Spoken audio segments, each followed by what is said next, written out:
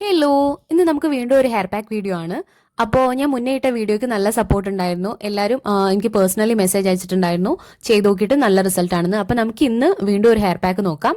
അപ്പോൾ ആദ്യമായിട്ട് തന്നെ എടുക്കുന്നത് കറി ലീവ്സ് ആണ്, പിന്നെ ചെമ്പരത്തിയിലയാണ് എടുക്കുന്നത്. പിന്നെ അതിലോട്ട് ഞാൻ ആഡ് ചെയ്യുന്നത് അലോവേര ആണ് കേട്ടോ. അപ്പോൾ നമുക്ക് എല്ലാം ഫ്രഷ് ആണ്, എല്ലാം കഴുകി ക്ലീൻ ആക്കിയിട്ട് നമുക്ക് മിക്സിയുടെ ജാറിലോട്ട് ഇട്ട് കൊടുക്കാം. എന്നിട്ട് നമുക്ക് നന്നായിട്ട് ഗ്രൈൻഡ് ചെയ്തെടുക്കാം. എക്സ്ട്രാ വെള്ളം വേണ്ട കേട്ടോ, അലോവേര ഉള്ളത് കാരണം. അപ്പം നമുക്ക് ഈ ഒരു ക്രീം കൺസിസ്റ്റൻസിയിൽ അത് കിട്ടുന്നതാണ്.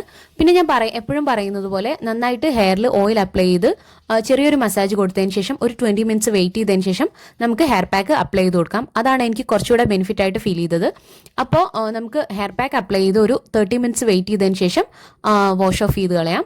അപ്പോൾ ഈ ഒരു ഹെയർ പാക്ക് നമ്മളെ ഹെയർ ഗ്രോത്തിനായിട്ട് നന്നായിട്ട് ഹെൽപ്പ് ചെയ്യുന്നുണ്ട് കേട്ടോ.